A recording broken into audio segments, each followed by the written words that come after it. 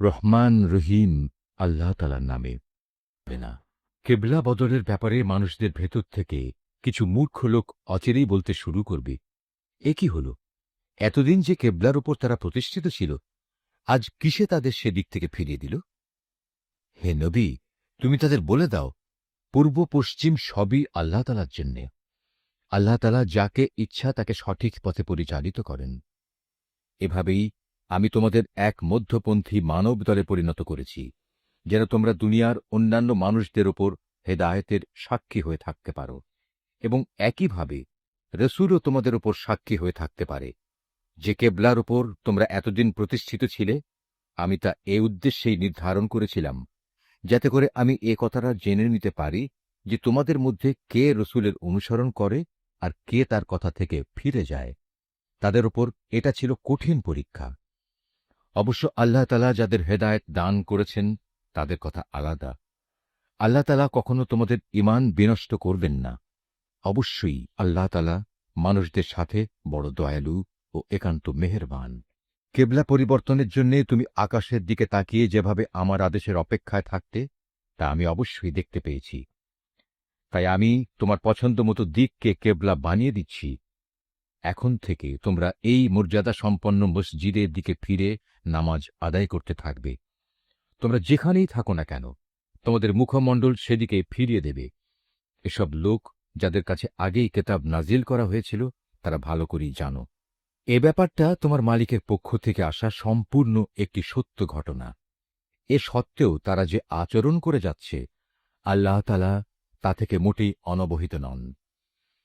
যাদের ইতিপূর্বে কেতাব দান করা হয়েছে তাদের সামনে যদি তুমি দুনিয়ার সব কয়টি প্রমাণও এনে হাজির করো, তারপরেও এরা তোমার কেবলার অনুসরণ করবে না, আর এরপর তুমিও তাদের কেবলার অনুসরণকারী হতে পারো না। তাছাড়া এদের এক দলও তো আরেক দলের কেবলার অনুসরণ করে না। আমার পক্ষ থেকে এ জ্ঞান তোমাদের কাছে পৌঁছার পর তুমি যদি তাদের ইচ্ছা আকাঙ্ক্ষার অনুসরণ করো, তাহলে অবশ্যই তুমি জালেমদের দলে সামিল হয়ে যাবে। যাদের আমি কেতাব দান করেছি এরা তাকে এত ভালো করে চেনে, যেমনি এরা চেনে আপন ছেলেদের। এদের একদল সত্য গোপন করার চেষ্টা করছে, অথচ এরা তো সবকিছুই জানে। হে নবী, তুমি তাদের বলো, তোমার মালিকের পক্ষ থেকে এ হচ্ছে একমাত্র সত্য। সুতরাং কোনো অবস্থায় তোমরা সন্দেহ পোষণকারীদের দলে সামিল হও না। প্রত্যেক জাতির জন্য ইবাদতের একটা দিক নির্দিষ্ট থাকে, যেদিকে সে জাতি মুখ করে দাঁড়ায়। অতএব তোমরা আসল কল্যাণের দিকে অগ্রসর হবার কাজে একে অপরের সাথে প্রতিযোগিতা করো। তোমরা যেখানেই থাকো না কেন, তিনি তোমাদের সবাইকে একই স্থানে এনে হাজির করবেন। অবশ্যই আল্লাহ তাআলা সব কিছুর উপর ক্ষমতাবান। তুমি যে কোনো স্থান থেকেই বেরিয়ে আসো না কেন, নামাজের জন্য মসজিদে হারামের দিকে মুখ ফেরাও, কেননা এটাই হচ্ছে আল্লাহ তাআলার কাছ থেকে কেবলা সংক্রান্ত সঠিক সিদ্ধান্ত। আর আল্লাহ তাআলা তোমাদের কার্যাবলী সম্পর্কে মোটেই উদাসীন নন। হে নবী, যেদিক থেকেই তুমি বেরিয়ে আসবে নামাজের জন্য, সেখান থেকে মসজিদে হারামের দিকে মুখ ফিরিয়ে দাঁড়িয়ে যেও। এ সময় যেখানেই তুমি থাকো না কেন, সে কাবার দিকে মুখ ফিরিয়ে নেবে। তাহলে প্রতিপক্ষের লোকদের কাছে তোমাদের বিরুদ্ধে খাড়া করানোর মতো কোনো যুক্তি অবশিষ্ট থাকবে না। তাদের মধ্য থেকে যারা বাড়াবাড়ি করে তাদের কথা অবশ্য আলাদা।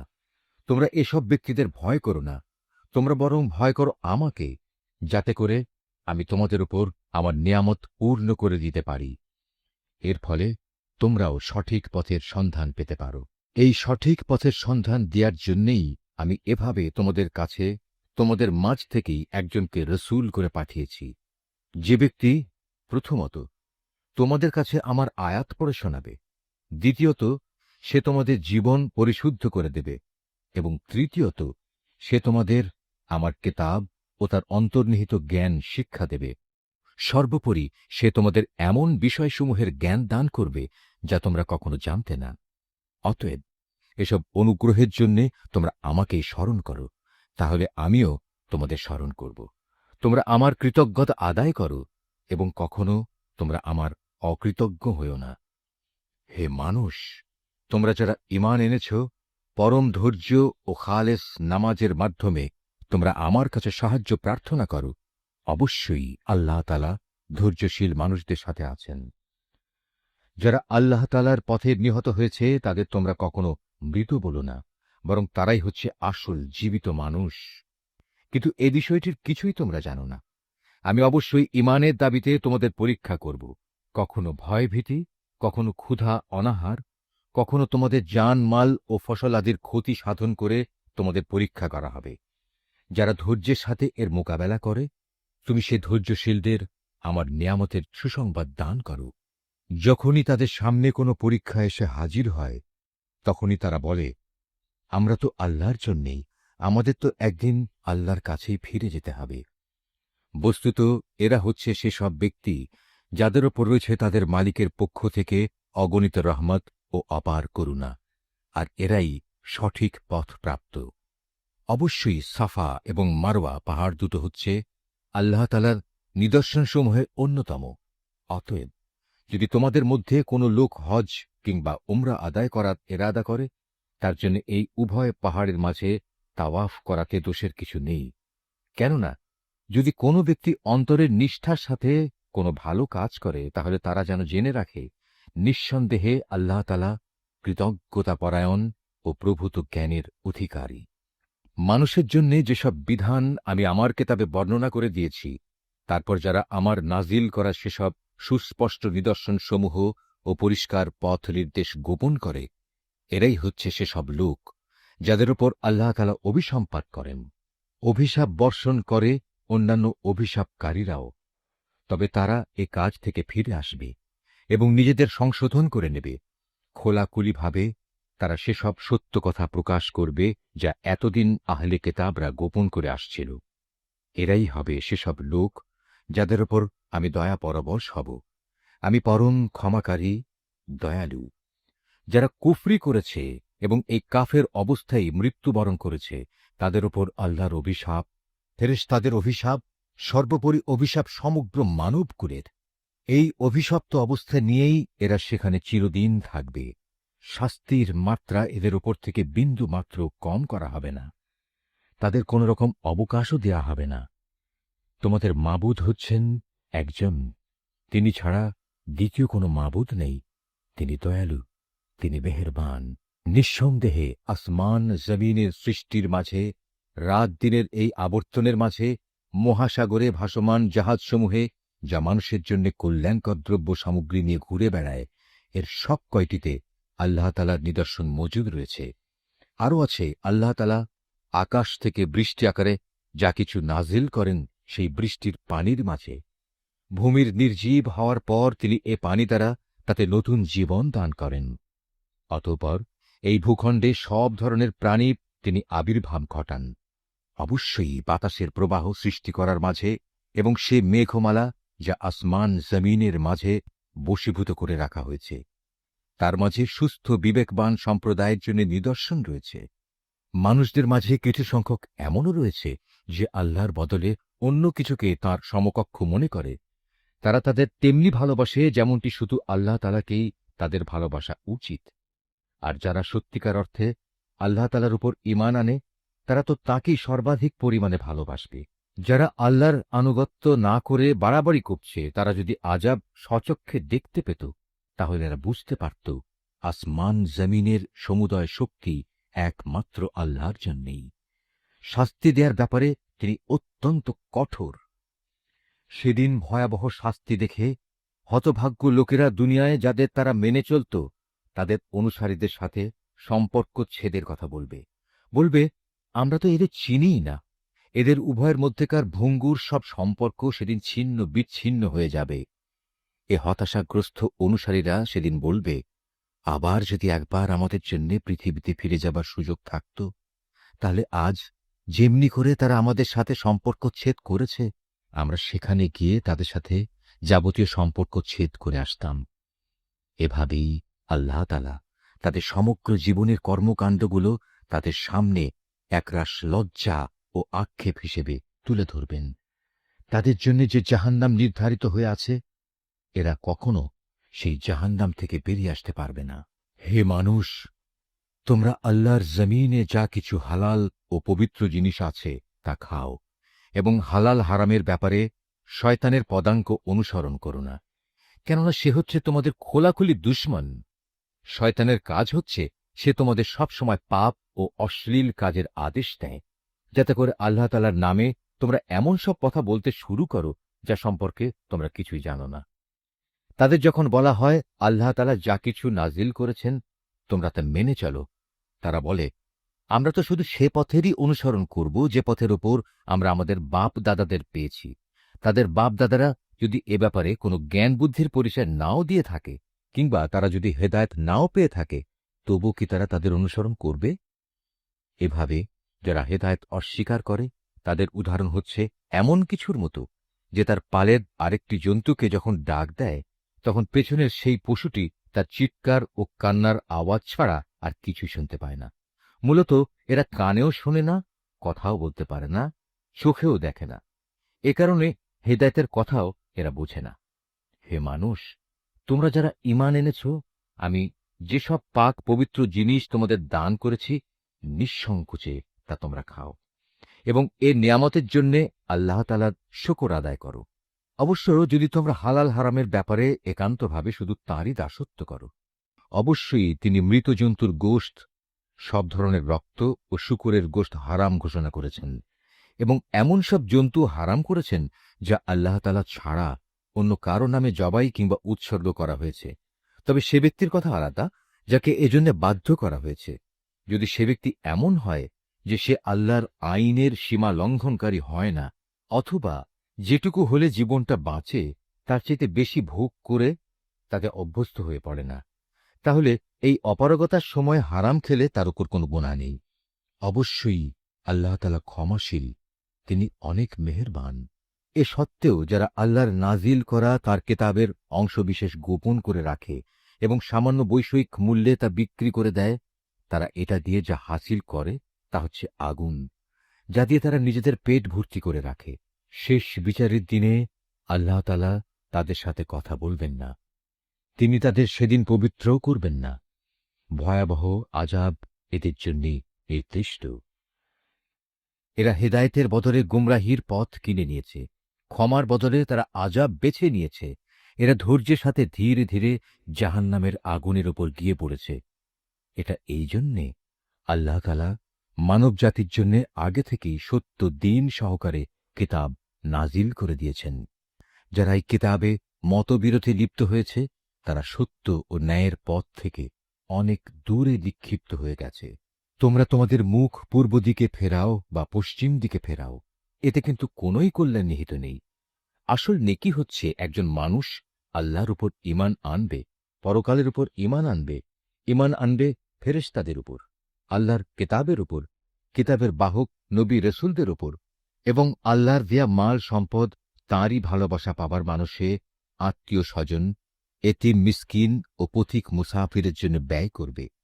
সাহায্যপ্রার্থী দুস্থ মানুষ, সর্বোপরি মানুষদের কয়েদ ও দাসত্বের বন্দী দশা থেকে মুক্ত করার কাজে অর্থ ব্যয় করবে, নামাজ প্রতিষ্ঠা করবে, দারিদ্র্য বিমোচনের জন্য যাকাত আদায় করবে। তাছাড়াও রয়েছে সেসব পুণ্যবান মানুষ যারা প্রতিশ্রুতি দিলে তা পালন করে, ক্ষুধা দারিদ্র্যের সময় ও দুর্দিনে ধৈর্য ধারণ করে। মূলত এরাই হচ্ছে সত্যবাদী এবং এরাই হচ্ছে প্রকৃত আল্লাহভীরু মানুষ। হে মানুষ, যারা ঈমান এনেছ, তোমাদের জন্য নরহত্যার কিসাস তথা প্রতিশোধ কিভাবে নিতে হবে তা নির্ধারণ করে দেয়া হয়েছে, এবং তা এই যে মৃত স্বাধীন ব্যক্তির বদলে স্বাধীন ব্যক্তি দণ্ডাজ্ঞা পাবে, দাসের বদলে পাবে দাস, নারীর বদলে নারীর উপর দণ্ড প্রযোজ্য হবে। অবশ্য যে হত্যাকারীকে যাকে হত্যা করা হয়েছে তার পরিবারের লোকেরা কিংবা তার ভাইয়ের পক্ষ থেকে ক্ষমা করে দেয়া হয়, তার ক্ষেত্রে কোনো ন্যায়ানুগ পন্থা অনুসরণ করে তা সম্পন্ন করতে হবে। এটা তোমাদের মালিকের পক্ষ থেকে দণ্ড হ্রাস করার উপায় এবং তার একটি অনুগ্রহ মাত্র। যদি কেউ এর পরেও বাড়াবাড়ি করে তাহলে তার জন্য কঠোর শাস্তি রয়েছে। হে বিবেকবান লোকেরা, আল্লাহর নির্ধারিত এই কিসাসের মাঝেই সত্যিকার অর্থে তোমাদের সমাজ ও জাতির জীবন নিহিত রয়েছে। আশা করা যায় অতঃপর তোমরা সতর্ক হয়ে চলবে। হে ঈমানদার লোকেরা, তোমাদের জন্য এই আদেশ জারি করা হয়েছে যে যদি তোমাদের মাঝে কোনো লোকের মৃত্যু এসে হাজির হয় এবং সে যদি কিছু সম্পদ রেখে যায়, তাহলে ন্যায়ানুগ পন্থায় তা বন্টনের কাজে তার পিতামাতা ও আত্মীয় স্বজনের জন্য ওসিয়তের ব্যবস্থা রয়েছে। এটা পরহেজগার লোকদের ওপর একান্ত করণীয়। যারা তার এই ওসিয়ত শুনে নেয়ার পর নিজেদের স্বার্থে তা পাল্টে নিল, তাদের জানা উচিত এটা বদলানোর অপরাধের দায়িত্ব তাদের উপরেই বর্তাবে। আল্লাহ তাআলা সবকিছুই শোনেন এবং সবকিছুই তার জানা। অবশ্য কারো যদি ওসিয়তকারীর কাছ থেকে এ ধরনের আশঙ্কা থাকে যে সে পক্ষপাতিত্ব করে কারো প্রতি অবিচার করে গেছে কিংবা কারো সাথে এর ফলে নাইনসাফি করা হয়েছে, তাহলে যদি সদিচ্ছা নিয়ে মূল বিষয়টি সংশোধন করে নেয়, এতে তার কোনো দোষ হবে না। আল্লাহ তাআলা বড়ই ক্ষমাশীল, মেহেরবান। হে মানুষ, তোমরা যারা ঈমান এনেছ, তোমাদের উপর রোজা ফরজ করে দেয়া হয়েছে, যেমনি করে ফরজ করা হয়েছিল তোমাদের পূর্ববর্তী লোকদের ওপর, যেন তোমরা এর মাধ্যমে আল্লাহকে ভয় করতে পারো। রোজা ফরজ করা হয়েছে কয়েকটি নির্দিষ্ট দিনের জন্যে। তারপরেও কেউ যদি সে দিনগুলোতে অসুস্থ হয়ে যায় কিংবা কেউ যদি তখন সফরে থাকে, সে ব্যক্তি সমপরিমাণ দিনের রোজা সুস্থ হয়ে গেলে অথবা সফর থেকে ফিরে এসে আদায় করে নেবে। এর পরেও যাদের ওপর রোজা একান্ত কষ্টকর হবে, তাদের জন্য এর বিনিময়ে ফিদিয়া থাকবে, এবং তা হচ্ছে একজন গরিব ব্যক্তিকে তৃপ্তি ভরে খাবার দেয়া। অবশ্য যদি কোনো ব্যক্তি এর চাইতে বেশি দিয়ে ভালো কাজ করতে চায়, তাহলে এ অতিরিক্ত কাজ তার জন্য হবে একান্ত কল্যাণকর। তবে এ সময় তোমরা যদি রোজা রাখতে পারো, তাই তোমাদের জন্য ভালো। তোমরা যদি রোজার উপকারিতা সম্পর্কে জানতে যে এতেই কল্যাণ রয়েছে। রোজার মাস এমন একটি মাস যাতে কোরআন নাজিল করা হয়েছে, আর এই কোরআন হচ্ছে মানব জাতির জন্য পথের দিশা, সৎ পথের সুস্পষ্ট নিদর্শন, মানুষদের জন্য হক বাতিলের পার্থক্যকারী। অতএব তোমাদের মধ্যে যে ব্যক্তি এ মাসটি পাবে, সে এ মাসে রোজা রাখবে। তবে যদি সে অসুস্থ হয়ে পড়ে কিংবা সফরে থাকে, সে পরবর্তী কোনো সময় গুনে গুনে সেই পরিমাণ দিন পূরণ করে নেবে। এ সুযোগ দিয়ে আল্লাহ তাআলা তোমাদের জীবন আসান করে দিতে চান। আল্লাহ তাআলা কখনোই তোমাদের জীবন কঠোর করে দিতে চান না। আল্লাহর উদ্দেশ্য হচ্ছে তোমরা যেন গুনে গুনে রোজার সংখ্যাগুলো পূরণ করতে পারো। আল্লাহ তাআলা তোমাদের কোরআনের মাধ্যমে জীবন যাপনের যে পদ্ধতি শিখিয়েছেন, তার জন্যে তোমরা তাঁর মাহাত্ম্য বর্ণনা করতে এবং তাঁর কৃতজ্ঞতা আদায় করতে পারো। হে নবী, আমার কোনো বান্দা যখন তোমাকে আমার ব্যাপারে জিজ্ঞেস করে, তাকে তুমি বলে দিও, আমি তার একান্ত কাছেই আছি। আমি আহ্বানকারীর ডাকে সাড়া দিই যখন সে আমাকে ডাকে। তাই তাদেরও উচিত আমার আহ্বানে সাড়া দেয়া এবং সম্পূর্ণভাবে আমার উপরই ঈমান আনা। আশা করা যায় এতে করে তারা সঠিক পথের সন্ধান পাবে। রোজার মাসের রাতের বেলায় তোমাদের স্ত্রীদের কাছে যৌন মিলনের জন্য যাওয়া তোমাদের জন্য হালাল করে দেয়া হয়েছে, কারণ তোমাদের নারীরা যেমনি তোমাদের জন্য পোশাক স্বরূপ, ঠিক তোমরাও তাদের জন্য পোশাক সমতুল্য। আল্লাহ তাআলা এটা জানেন। রোজার মাসে রাতের বেলায় স্ত্রী সহবাসের ব্যাপারে তোমরা নানা ধরনের আত্মপ্রতারণার আশ্রয় নিচ্ছিলে, তাই তিনি তোমাদের উপর থেকে কড়াকড়ি শিথিল করে তোমাদের উপর দয়া করলেন এবং তোমাদের মাফ করে দিলেন। এখন তোমরা চাইলে তাদের সাথে সহবাস করতে পারো, এবং এ ব্যাপারে আল্লাহ পাক তোমাদের জন্য যা বিধিবিধান কিংবা সন্তান লিখে রেখেছেন তা সন্ধান করো। রোজার সময় পানাহারের ব্যাপারে আল্লাহর নির্দেশ হচ্ছে, তোমরা পানাহার অব্যাহত রাখতে পারো যতক্ষণ পর্যন্ত রাতের অন্ধকার রেখার ভেতর থেকে ভোরের শুভ্র আলোক রেখা তোমাদের জন্য পরিষ্কার প্রতিভাত না হয়। অতঃপর তোমরা রাতের আগমন পর্যন্ত রোজা পূর্ণ করে নাও।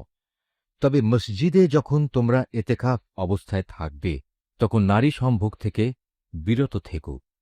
এই হচ্ছে আল্লাহ তাআলার নির্ধারিত সীমারেখা। অতএব তোমরা কখনো এর কাছেও যেও না। এভাবেই আল্লাহ তাআলা তাঁর যাবতীয় নিদর্শন মানুষদের জন্য বলে গিয়েছেন, যাতে করে তারা এ আলোকে আল্লাহ তাআলাকে ভয় করতে পারে। তোমরা একে অন্যের অর্থ সম্পদ অন্যায় অবৈধভাবে আত্মসাৎ করো না। আবার জেনে বুঝে অন্যায়ভাবে অন্যের সম্পদ ভোগ করার জন্যে এর একাংশ বিচারকদের সামনে ঘুষ কিংবা উপঢৌকন হিসেবেও পেশ করো না। হে নবী, তারা তোমাকে নতুন চাঁদগুলো ও তাদের বাড়া কমা সম্পর্কে জিজ্ঞেস করবে। তুমি তাদের বলে দাও, মূলত এগুলো হচ্ছে মানব জাতির জন্য একটি স্থায়ী সময় নির্ঘণ্ট, যার মাধ্যমে মানুষরা দিন তারিখ সম্পর্কে জানতে পারে। তাছাড়া এর মাধ্যমে লোকেরা হজের সময়সূচিও জেনে নিতে পারে। এহরাম বাঁধার পর পেছন দরজা দিয়ে ঘরে প্রবেশ করার মাঝে কোনো সওয়াব নেই। আসল নেকি হচ্ছে কে আল্লাহ তাআলাকে ভয় করল তা দেখা। এখন থেকে ঘরে ঢোকার সময় সামনের দুয়ার দিয়েই তোমরা আসা যাওয়া করো। তোমরা একমাত্র আল্লাহ তাআলাকে ভয় করবে।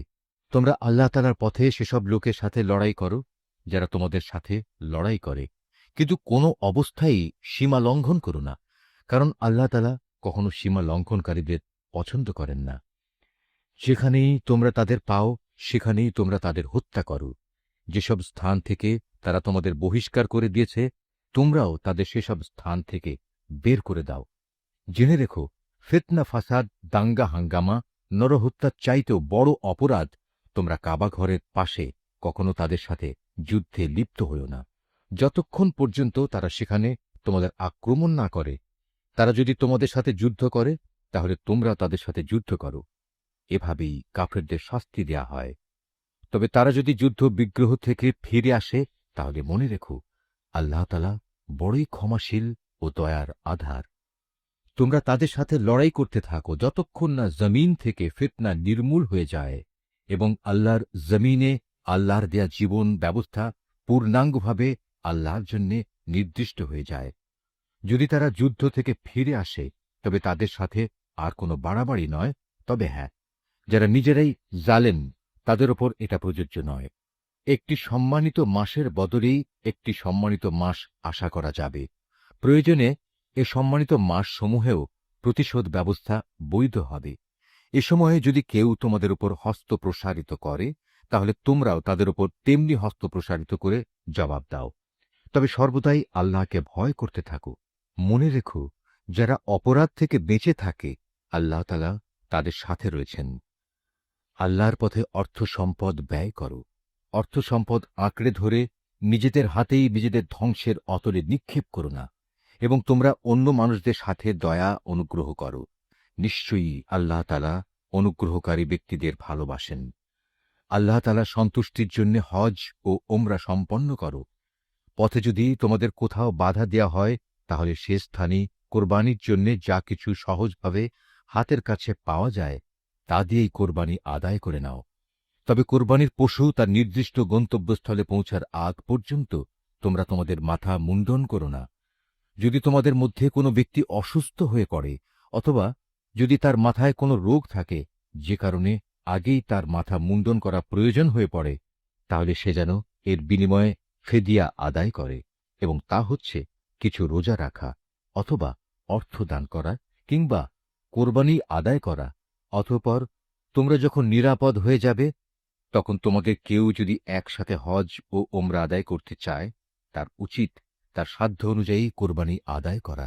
যদি কোরবানি করার মতো কোনো পশু সে না পায়, তাহলে সে যেন হজের সময়কালে ৩টি, এবং তোমরা যখন বাড়ি ফিরে আসবে তখন ৭টি, সর্বমোট পূর্ণ ১০টি রোজা রাখে। এই সুবিধাটুকু শুধু তাদের জন্যে যাদের পরিবার পরিজন আল্লাহর ঘরের আশেপাশে বর্তমান নেই। তোমরা আল্লাহকেই ভয় করো। জেনে রাখো, আল্লাহ তাআলা কঠোর আযাব প্রদানকারী বটে। হজের মাসসমূহ একান্ত সুপরিচিত। সে সময়গুলোর মধ্যে যে ব্যক্তি হজ আদায় করার মনস্থ করবে, সে যেন জেনে রাখে, হজের ভেতর কোনো যৌন সম্ভোগ নেই, নেই কোনো অশ্লীল গালিগালাজ বা ঝগড়াঝাঁটি। আর যত ভালো কাজই তোমরা করো, আল্লাহ তাআলা অবশ্যই তা জানেন। হজের নিয়ত করলে এর জন্য তোমরা পাথেয় জোগাড় করে নেবে, যদিও আল্লাহর ভয়টাই হচ্ছে মানুষের সর্বোৎকৃষ্ট পাথেয়।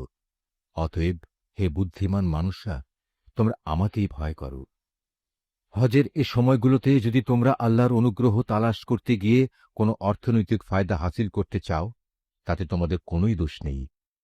অতঃপর তোমরা যখন আরাফাতের ময়দান থেকে ফিরে আসবে, তখন মুজদালাফায় মশআরে হারামের কাছে এসে আল্লাহকে স্মরণ করবে, ঠিক যেমনি করে আল্লাহ তাআলা তোমাদের তাঁকে ডাকার পথ বলে দিয়েছেন, তেমনি করে তাকে স্মরণ করবে।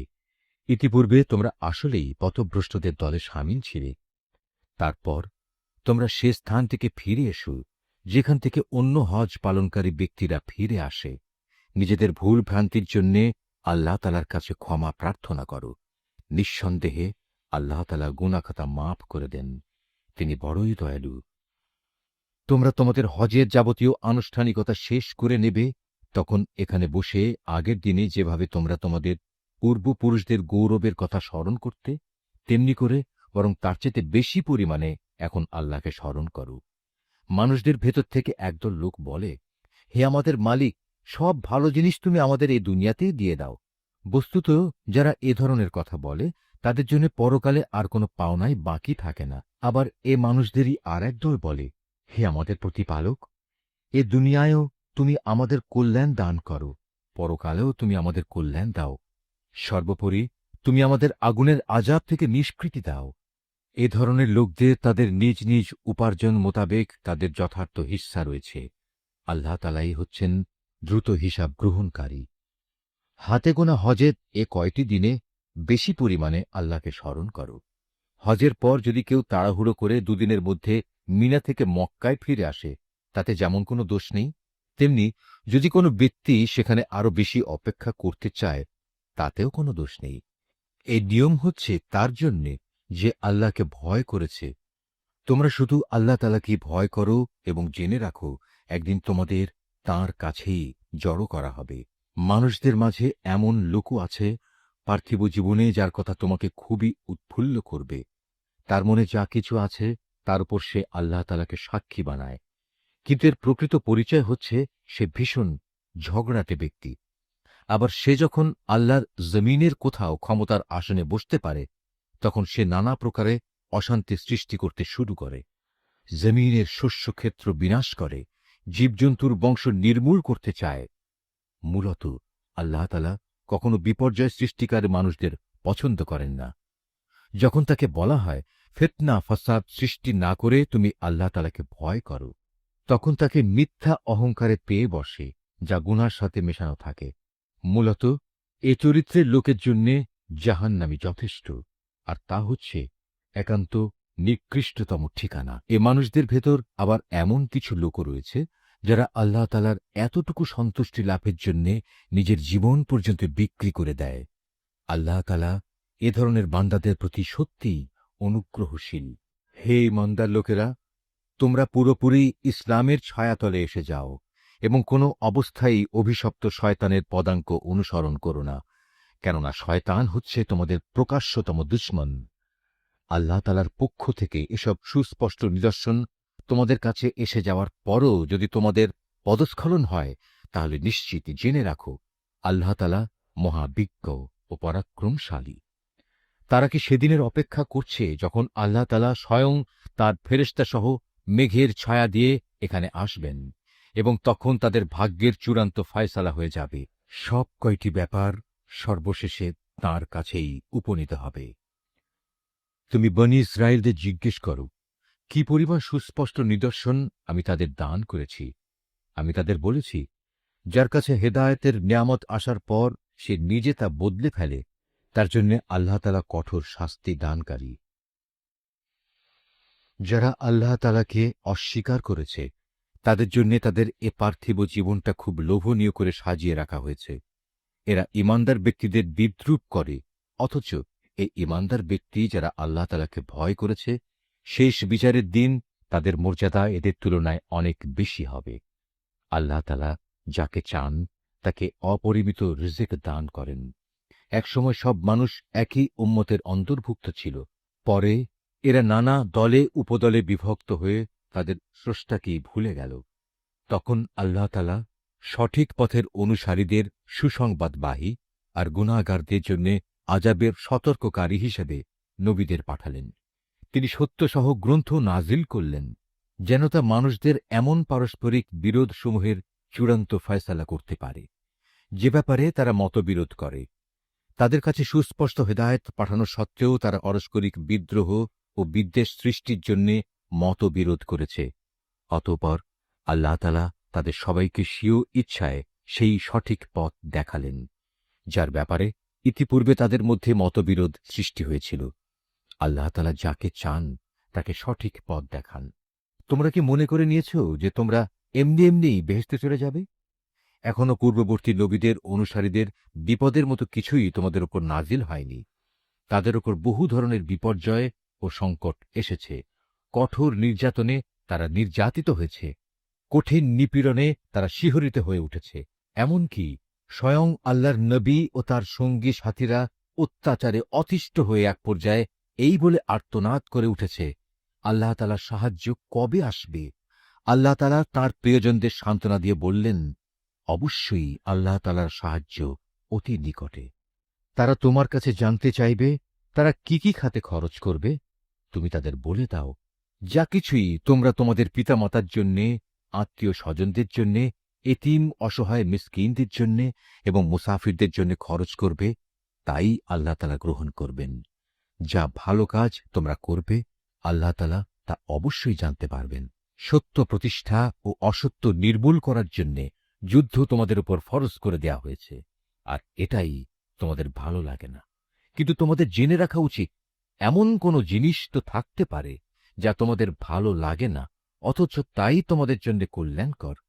আবার একইভাবে এমন কোনো জিনিস যা তোমাদের খুবই ভালো লাগবে, কিন্তু পরিণামে তা হবে তোমাদের জন্য খুবই ক্ষতিকর।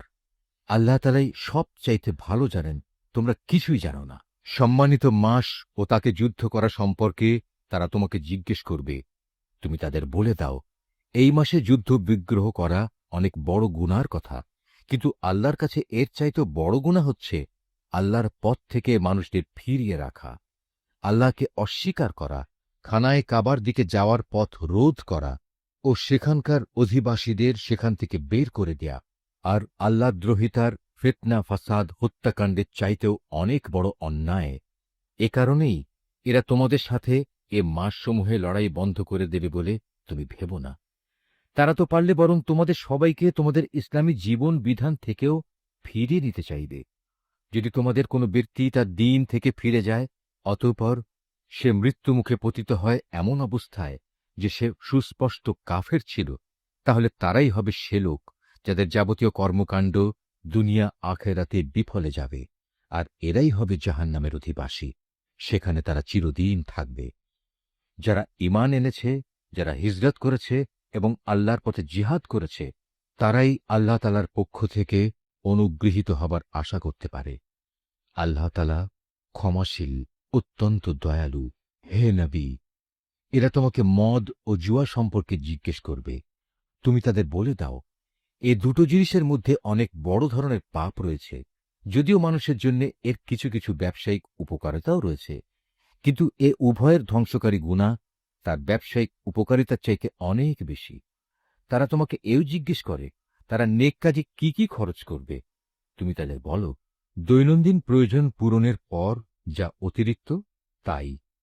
আল্লাহ তাআলা এভাবে তোমাদের জন্য তাঁর আয়াতসমূহ খুলে খুলে বলে দেন, যাতে করে তোমরা এ নিয়ে চিন্তা ভাবনা করতে পারো। এ নির্দেশ তোমাদের ইহকাল ও পরকালের কল্যাণের জন্যেই। তোমাকে তারা এতিমদের ব্যাপারে জিজ্ঞেস করবে। তুমি বলো, তাদের জন্য গৃহীত সব পন্থাই উত্তম, যদি তোমরা তোমাদের ধন সম্পদ তাদের সাথে মিশিয়ে ফেলো, তাতে কোনো দোষ নেই, কারণ তারা তো তোমাদেরই ভাই। আর আল্লাহ তাআলা এটা ভালো করেই জানেন কে ন্যায়ানুগ পন্থায় আছে আর কে ফাসাদি স্বভাবের লোক। আল্লাহ তাআলা চাইলে এ ব্যাপারে আরও অধিক কড়াকড়ি আরোপ করতে পারতেন। নিঃসন্দেহে আল্লাহ তাআলা ক্ষমতাবান এবং কুশলীয়। তোমরা কখনো কোনো মুশরিক নারী বিয়ে করো না, যতক্ষণ না তারা ঈমান আনে। মনে রেখো, একজন মুসলমান দাসীও একজন ঐতিহ্যবাহী মুশরিক নারীর চাইতে উত্তম, যদিও এ মুশরিক নারীটি তোমাদের বেশি ভালো লাগে। হে মুসলিম মহিলারা, তোমরা কখনো কোনো মুশরিক পুরুষদের বিয়ে করো না, যতক্ষণ না তারা আল্লাহর উপর ঈমান আনে। কেননা একজন ঈমানদার দাসও একজন উঁচু খানদানের মুশরিক ব্যক্তির চাইতে ভালো, যদিও এ মুশরিক ব্যক্তিটি তোমাদের ভালো লাগে। আসলে এরা তোমাদের জাহান্নামের আগুনের দিকেই ডেকে নেবে। আর আল্লাহ তাআলা হামেশাই তার মোমেন বান্দাদের তার আদেশ বলে জান্নাত ও ক্ষমার দিকে আহ্বান জানান, এবং এজন্যে তিনি তার আয়াতসমূহ মানুষদের কাছে স্পষ্ট করে বর্ণনা করেন, যাতে করে তারা উপদেশ গ্রহণ করতে পারে। হে নবী, তারা তোমার কাছ থেকে মহিলাদের মাসিক ঋতুকাল ও এ সময়ে তাদের সাথে দৈহিক মিলন সম্পর্কে জানতে চাইবে। তুমি তাদের বলো, আসলে মহিলাদের এ সময়টা হচ্ছে একটি অপবিত্র ও কষ্টকর অবস্থা। কাজেই ঋতুস্রাবকালে তাদের সঙ্গ বর্জন করবে এবং তোমরা দৈহিক মিলনের জন্য তাদের কাছে যেও না, যতক্ষণ না তারা পুনরায় পবিত্র হয়। অতঃপর তারা যখন পুরো পাক সাফ হয়ে যায়, তখন তোমরা তাদের কাছে যাও। দৈহিক মিলনের যে পদ্ধতি আল্লাহ তাআলা শিখিয়ে দিয়েছেন, সেভাবে যাবে। আল্লাহ তাআলা অবশ্যই সেসব লোকদের ভালোবাসেন যারা আল্লাহর দিকেই ফিরে আসে এবং যারা পাক পবিত্রতা অবলম্বন করে। তোমাদের স্ত্রীরা হচ্ছে তোমাদের জন্যে সন্তান উৎপাদনের ফসল ক্ষেত্র। তোমরা তোমাদের এই ফসল ক্ষেত্রে যেভাবে ইচ্ছা সেভাবেই গমন করো। তোমরা সময় থাকতে নিজেদের জন্য কিছু অগ্রিম নেক আমল পাঠিয়ে দাও। তোমরা আল্লাহকে ভয় করো। জেনে রেখো, একদিন তোমাদের সবাইকে তাঁর সামনাসামনি হতে হবে। মোমেনদের তুমি পুরস্কারের সুসংবাদ দান করো। তোমরা তোমাদের এমন শপথের জন্যে আল্লাহর নামকে কখনো ঢাল হিসাবে ব্যবহার করবে না, যার মাধ্যমে ভালো কাজ করা, আল্লাহ তাআলাকে ভয় করা এবং মানুষদের মাঝে শান্তি শৃঙ্খলা প্রতিষ্ঠা করার কাজ থেকে তোমরা দূরে থাকবে। কারণ আল্লাহ তাআলা তোমাদের সব কিছুই শোনেন এবং সব কথাই তিনি জানেন। আল্লাহ তাআলা তোমাদের নিরর্থক শপথের জন্য কখনো পাকড়াও করবেন না, তবে তিনি অবশ্যই সেসব শপথের ব্যাপারে তোমাদের জিজ্ঞাসাবাদ করবেন, যা তোমরা আন্তরিকভাবে সম্পন্ন করো। বস্তুত আল্লাহ তাআলা বড় ক্ষমাশীল ও ধৈর্যশীল। যেসব লোক নিজ স্ত্রীদের কাছে যাবে না বলে কসম করেছে, তাদের এ ব্যাপারে মনস্থির করার জন্য 4 মাসের অবকাশ রয়েছে। এ সময়ের ভেতর যদি তারা তাদের কসম থেকে ফিরে আসে, তাহলে জেনে রেখো, আল্লাহ তাআলা ক্ষমাশীল ও দয়াবান। আর তারা যদি এ সময়ের ভেতর তালাক দেওয়ার সিদ্ধান্ত করে, তাহলে তারা যেন জেনে রাখে, আল্লাহ তাআলা সব শোনেন, জানেন। তালাকপ্রাপ্তা মহিলারা যেন 3টি মাসিক ঋতু অথবা ঋতু থেকে পবিত্র থাকার 3টি মুদ্দত পর্যন্ত নিজেদের পুনরায় বিয়ের বন্ধন থেকে দূরে রাখে। তাদের গর্ভে আল্লাহ তাআলা যা কিছু সৃষ্টি করেছেন, তা গোপন করা কোনো অবস্থায়ই তাদের পক্ষে ন্যায়সঙ্গত হবে না, যদি তারা আল্লাহর উপর এবং পরকালের উপর ঈমান আনে। এ সময়ের ভেতর তাদের ফিরিয়ে নেয়ার ব্যাপারে তাদের স্বামীরা অবশ্য বেশি অধিকারী, যদি তারা উভয়ে পরস্পর মিলেমিশে চলতে চায়। পুরুষদের উপর নারীদের যেমন ন্যায়ানুগ অধিকার রয়েছে, তেমনি রয়েছে নারীদের উপর পুরুষের অধিকার। পারিবারিক ভরণ পোষণের দায়িত্বের কারণে তাদের উপর পুরুষের মর্যাদা একমাত্রা বেশি রয়েছে। আল্লাহ তাআলা বিপুল ক্ষমতার মালিক, তিনি পরম কুশলী। তালাক 2 বার মাত্র উচ্চারণ করা যেতে পারে। 3য়বারের আগেই হয় সম্মান মর্যাদার সাথে তাকে ফিরিয়ে আনতে হবে, অথবা সহৃদয়তার সাথে তাকে চলে যেতে দেবে। তোমাদের জন্য এটা কোনো অবস্থায় ন্যায়সঙ্গত নয় যে বিয়ের আগে যা কিছু তোমরা তাদের দিয়েছ, তা তাদের থেকে ফিরিয়ে নেবে। তবে আল্লাহর নির্দিষ্ট সীমারেখার ভেতরে থেকে স্বামী স্ত্রী একত্রে জীবন কাটাতে পারবে না, এমন আশঙ্কা যদি দেখা দেয়, তখন আলাদা হয়ে যাওয়াটাই উত্তম। এমন অবস্থায় যদি তোমাদের ভয় হয় যে এরা আল্লাহর বিধানের গণ্ডির ভেতর থাকতে পারবে না, তাহলে স্ত্রী যদি স্বামীকে কিছু বিনিময় দেয় এবং তা গিয়ে বিচ্ছেদ ঘটিয়ে নেয়, তাহলে তাদের উভয়ের উপর এটা কোনো দূষণীয় বিষয় হবে না। জেনে রাখো, এটা হচ্ছে আল্লাহর নির্ধারিত সীমারেখা, তা কখনো অতিক্রম করো না। আর যারা আল্লাহর দেয়া সীমারেখা লঙ্ঘন করে, তারা হচ্ছে সুস্পষ্ট জালেম। যদি সে তাকে তালাক দিয়েই দেয়, তাহলে তারপর এ স্ত্রী তার জন্য আর বৈধ হবে না। হ্যাঁ, যদি তাকে অপর কোনো স্বামী বিয়ে করে এবং নিয়ম মাফিক তাকে তালাক দেয় এবং পরবর্তী পর্যায়ে তারা যদি সত্যি মনে করে তারা এখন স্বামী স্ত্রীর অধিকার সম্পর্কে আল্লাহর সীমারেখা মেনে চলতে পারবে, তাহলে পুনরায় বিয়ে বন্ধনে ফিরে আসাতে তাদের ওপর কোনো দোষ নেই। এটা হচ্ছে আল্লাহর বেঁধে দেয়া সীমারেখা। যারা এ সম্পর্কে অবগত আছে, আল্লাহ তাআলা তাদের জন্য এই নির্দেশ সুস্পষ্ট করে পেশ করেন। যখন তোমরা স্ত্রীদের তালাক দাও এবং তারা যখন তাদের অপেক্ষার সময় ইদ্যত পূর্ণ করে নেয়, তখন হয় মর্যাদার সাথে তাদের ফিরিয়ে আনো, নতুবা ভালোভাবে তাদের বিদায় করে দাও। শুধু কষ্ট দেওয়ার উদ্দেশ্যে কখনো তাদের আটকে রেখো না। এতে তোমরা আল্লাহর নির্ধারিত সীমারেখাই লঙ্ঘন করবে। আর যে ব্যক্তি এমন কাজ করে, সে প্রকারান্তরে নিজের উপরই জুলুম করে। সাবধান, আল্লাহর নির্দেশসমূহকে কখনো হাসি তামাশার বস্তু মনে করো না। স্মরণ করো, তোমরা ছিলে অজ্ঞ। আল্লাহ তাআলা তোমাদের উপর হেদায়েতের বাণী পাঠিয়ে নিয়ামত দান করেছেন। শুধু তাই নয়, তিনি তোমাদের জন্য জ্ঞান ও যুক্তিপূর্ণ কিতাব নাজিল করেছেন, যা তোমাদের দৈনন্দিন জীবনের নিয়ম-কানুন বাতলে দেয়। অতএব তোমরা আল্লাহকে ভয় করো এবং জেনে রাখো, তিনি তোমাদের যাবতীয় কাজকর্ম সম্পর্কে সম্পূর্ণ ওয়াকেবহাল রয়েছেন। যখন তোমরা তোমাদের স্ত্রীদের তালাক দিয়ে দাও, অতঃপর তালাকপ্রাপ্ত স্ত্রীরাও তাদের নির্ধারিত অপেক্ষার সময় ইদ্যত পালন শেষ করে নেয়, তখন তোমরা তাদের পছন্দমতো স্বামীদের সাথে বিয়ের ব্যাপারে বাধা দিও না। যদি তারা বিয়ের জন্য সম্মানজনকভাবে কোনো ঐক্যমত্যে পৌঁছে থাকে, তোমাদের ভেতর যারা আল্লাহ তাআলা ও পরকালীন জীবনের ওপর বিশ্বাস স্থাপন করে, তাদের এ আদেশই দেয়া হচ্ছে। মূলত এটা তোমাদের জন্য অধিক সম্মানের এবং অনেক পবিত্র কর্মধারা, কারণ আল্লাহ তাআলা জানেন তোমরা কিছুই জানো না। মায়েদের পুরো 2 বছরই সন্তানকে বুকের দুধ খাওয়ানো উচিত। এ নিয়ম তার জন্যে যে চায় সন্তানের দুধ খাওয়ানো পুরো মাত্রায় আদায় করুক। সন্তানের পিতা দুধ খাওয়ানোর জন্য মায়েদের সম্মানজনক ভরণ-পোষণ সুনিশ্চিত করবে। কোনো ব্যক্তির উপর তার সাধ্যাতীত বোঝা চাপিয়ে দেয়া যাবে না। পিতার সঙ্গতির কথা ভাবতে গিয়ে দেখতে হবে মায়েরাও যেন আবার নিজ সন্তান নিয়ে বেশি কষ্টে না পড়ে যায়, এবং পিতাকেও যেন সন্তান জন্ম দেওয়ার কারণে অযথা কষ্টে পড়ে যেতে না হয়, সেটাও খেয়াল রাখতে হবে। সন্তানের পিতার অবর্তমানে তার উত্তরাধিকারীদের ওপর সন্তানের জন্মদাত্রী মায়ের অধিকার এভাবেই বহাল থাকবে। তবে কোনো পর্যায়ে পিতামাতা যদি পারস্পরিক সম্মতি ও পরামর্শের ভিত্তিতে আগেভাগেই সন্তানের দুধ ছাড়িয়ে নিতে চায়, তাতেও তাদের ওপর কোনো দোষের কিছু নেই। তোমরা যদি নিজেদের বদলে অন্য কাউকে সন্তানের দুধ খাওয়ানোর জন্য নিয়োগ করতে চাও, এবং যদি দুগ্ধদাত্রীর পাওনা যথাযথভাবে বুঝিয়ে দেয়া হয়, তাতেও কোনো গুনাহ নেই।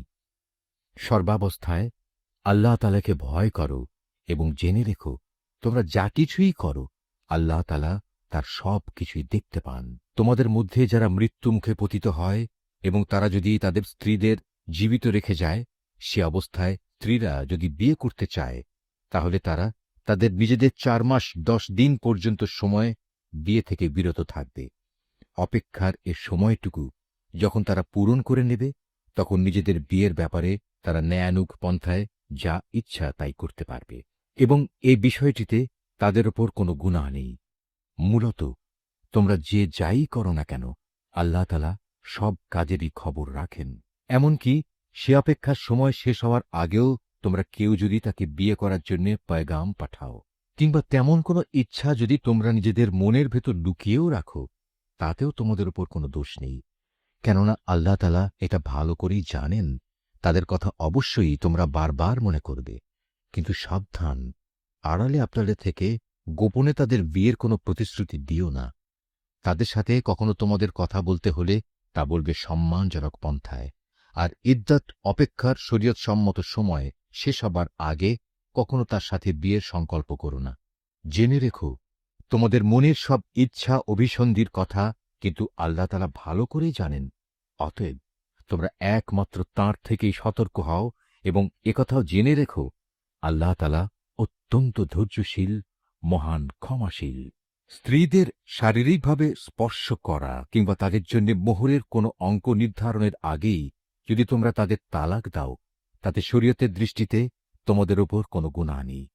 এ পরিস্থিতিতে মোহরের কোনো অঙ্ক নির্ধারিত না হলেও তাদের ন্যায়ানুগ পন্থায় কিছু পরিমাণ অর্থ আদায় করে দেবে। ধনী ব্যক্তির উপর থাকবে নিজ ক্ষমতা অনুযায়ী, এবং গরিব ব্যক্তির উপর থাকবে তার সঙ্গতি অনুযায়ী। এটা নেককার লোকদের উপর আরোপিত স্ত্রীদের একটি অধিকার বটে। যদি এমন হয় তোমরা তাদের শারীরিকভাবে স্পর্শ করনি, কিন্তু মোহরের অঙ্ক নির্ধারিত করে নিয়েছ, এমতাবস্থায় যদি তোমরা তাদের তালাক দাও, তাহলে তাদের জন্য থাকবে নির্ধারিত মোহরের অর্ধেক পরিমাণ, যা আদায় করে দিতে হবে। হ্যাঁ, তালাকপ্রাপ্তা স্ত্রী নিজের থেকে যদি তোমাদের তা মাপ করে দেয়, কিংবা যে স্বামীর হাতে বিয়ের বন্ধন রয়েছে সে যদি স্ত্রীকে নির্দিষ্ট পরিমাণের বেশি দিয়ে অনুগ্রহ দেখাতে চায়, তাহলে তা হবে আল্লাহ ভীতিরও একান্ত কাছাকাছি। কখনো একে অপরের প্রতি দয়া ও সহৃদয়তা দেখাতে ভুলো না, কারণ তোমরা কে কি কাজ করো তার সবকিছুই আল্লাহ তাআলা পর্যবেক্ষণ করছেন। তোমরা নামাজসমূহের উপর গভীরভাবে যত্নবান হও, বিশেষ করে মধ্যবর্তী নামাজ, এবং আল্লাহর জন্যে বিনীতভাবে দাঁড়িয়ে থাকো। অতঃপর যদি তোমরা ভীতিপ্রদ কোনো অবস্থার সম্মুখীন হও, তখন প্রয়োজনে তোমরা নামাজ পড়বে পায়ের উপর দাঁড়িয়ে কিংবা সওয়ারির উপর থাকা অবস্থায়। তারপর তোমরা যখন নিরাপদ হয়ে যাবে, তখন আল্লাহ তাআলাকে স্মরণ করো, যেভাবে আল্লাহ তাআলা তাকে স্মরণ করার নিয়ম শিখিয়েছেন, যার কিছুই তোমরা ইতিপূর্বে জানতে না। তোমাদের মধ্যে থেকে যদি কেউ মৃত্যুমুখে পতিত হয় এবং সে বিধবা স্ত্রীদের রেখে যায়, তার উত্তরসূরিদের জন্যে তার ওসিয়ত থাকবে যেন তারা 1 বছর পর্যন্ত তাদের স্ত্রীদের ব্যয়ভার বহন করে। কোনো অবস্থায় যেন তার ভিটেমাটি থেকে তাকে বের করে দেয়া না হয়। এই সময় পূরণ হবার আগে যদি তারা নিজেরাই বের হয়ে যায় এবং তারা নিজেদের ব্যাপারে কোনো ভিন্ন সিদ্ধান্ত করে কোনো সম্মানজনক ব্যবস্থা করে নেয়, তাহলে এজন্যে তোমাদের উপর কোনো দোষ পড়বে না। আল্লাহ তাআলা সবার উপর শক্তিশালী, তিনি বিজ্ঞ কুশলীও। স্বামীদের উপর তালাকপ্রাপ্তা মহিলাদের জন্যে ন্যায়সঙ্গত ভরণ পোষণের দায়িত্ব থাকবে। আল্লাহ তাআলাকে যারা ভয় করে, এটা তাদের উপর আরোপিত দায়িত্ব। এভাবেই আল্লাহ তাআলা তাঁর আয়াতগুলো তোমাদের জন্য সুস্পষ্ট করে বলে দিয়েছেন, যাতে করে তোমরা বুঝতে পারো। তুমি কি তাদের পরিণতি দেখোনি, যারা মৃত্যুর ভয়ে নিজেদের ভিটেমাটি ছেড়ে বেরিয়ে এসেছিল, অথচ তারা সংখ্যায় ছিল হাজার হাজার। তাদের এ কাপুরুষোচিত আচরণে রুষ্ট হয়ে আল্লাহ তাআলা তাদের বললেন, তোমরা নিপাত হয়ে যাও। অতঃপর একসময় তাদের বংশধররা সাহসিকতার সাথে জালেমের মোকাবেলা করল। আল্লাহ তাআলা তাদের পুনরায় সামাজিক ও রাজনৈতিক জীবন দান করলেন। আল্লাহ তাআলা এ ধরনের সাহসী মানুষদের উপর সর্বদাই অনুগ্রহশীল। কিন্তু মানুষদের অধিকাংশই এজন্যে আল্লাহর কৃতজ্ঞতা আদায় করে না। অতএব হে মুসলমানরা, কাপুরুষতা না দেখিয়ে তোমরা আল্লাহর পথে লড়াই করো এবং একথা ভালো করে জেনে রাখো, আল্লাহ তাআলা যেমন সব শোনেন, তেমনি তিনি সবকিছু জানেনও। তোমাদের মধ্যে থেকে কে এমন হবে যে আল্লাহকে উত্তম ঋণ দেবে? যে কেউই আল্লাহকে ঋণ দেবে, সে যেন জেনে রাখে, আল্লাহ তাআলা ঋণের সে অঙ্ক তার জন্য বহু গুণ বাড়িয়ে দেবেন। আল্লাহ তাআলা কাউকে ধনী আবার কাউকে গরিব করে দেন, আর সবশেষে তোমাদের ধনী গরিব সবাইকে তো একদিন তাঁর কাছেই ফিরে যেতে হবে। তুমি কি বনী ইসরাইল দলের কতিপয় নেতা সম্পর্কে চিন্তা করনি, যখন তারা মূসার আগমনের পর তদানীন্তন নবীর কাছে বলেছিল, আমাদের জন্যে একজন বাদশা ঠিক করে দাও, যেন তার সাথে আমরা আল্লাহর পথে লড়াই করতে পারি। আল্লাহর নবী তাদের বলল, তোমাদের অবস্থা আগের লোকদের মতো এমন হবে না তো, যে আল্লাহ তাআলা তোমাদের লড়াইয়ের আদেশ দেবেন এবং তোমরা লড়াই করবে না? তারা বলল, আমরা কেন আল্লাহর পথে লড়ব না, বিশেষ করে যখন আমাদের নিজেদের বাড়ি ঘর থেকে আমাদের বের করে দেয়া হয়েছে, আমাদের ছেলে মেয়েদেরও বের করে দেয়া হয়েছে। অতঃপর যখন সত্যি সত্যি তাদের আল্লাহর পক্ষ থেকে যুদ্ধের আদেশ দেয়া হল, তখন কতিপয় সাহসী বান্দা ছাড়া তাদের অধিকাংশই ময়দান ছেড়ে পালিয়ে গেছে। আসলে আল্লাহ তাআলা জালেমদের ভালো করেই জানেন। তাদের নবী তাদের বলল, আল্লাহ তাআলা তালুতকে তোমাদের উপর বাদশা নিযুক্ত করে পাঠিয়েছেন। একথা শুনে তারা বলল, তার কি অধিকার আছে যে আমাদের উপর রাজত্ব করার? বাদশাহীর অধিকার বরং তার চাইতে আমাদেরই বেশি রয়েছে। তাছাড়া অর্থ প্রাচুর্য তো তার বেশি নেই। আল্লাহর নবী বলল, শাসন ক্ষমতার জন্যে আল্লাহ তাআলা তাকেই বাছাই করেছেন এবং এ কাজের জন্যে তার শারীরিক যোগ্যতা ও জ্ঞান প্রতিভা আল্লাহ তাআলা বাড়িয়ে দিয়েছেন।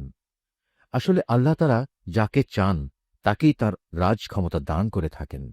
তার ভাণ্ডার অনেক প্রশস্ত। আল্লাহ তাআলা যাকে চান তাকেই রাজত্ব দেন।